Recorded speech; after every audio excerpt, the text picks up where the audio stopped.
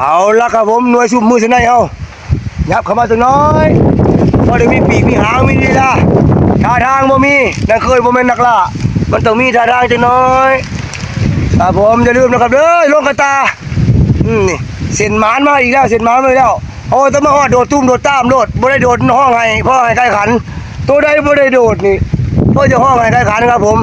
เรื่องสายอันนี้มาสายหมานฝากไว้นำออฟบีเอ็มเคนี่เพิ่นโฆษณาเรื่องสายนี่ก็ขอบพระคุณหลายๆขอไปติดตามอุดหนุนทุกเส้นทุกสายนะครับเนาะมาเห็นบางอย่างครับผมเดี๋ยวผมขอผมก่อนโอ้ว่าเรื่องสายหมานะครับด้วยอย่าลืมด้วยคนละกะต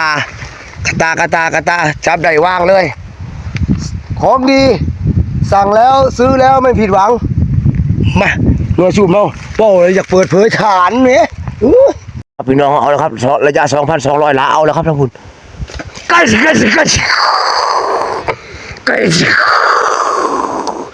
โอ้โหเป้าหมายโอ้ยเดี๋ยวขอซ้ำก่อนใจเย็นซ้ำเอา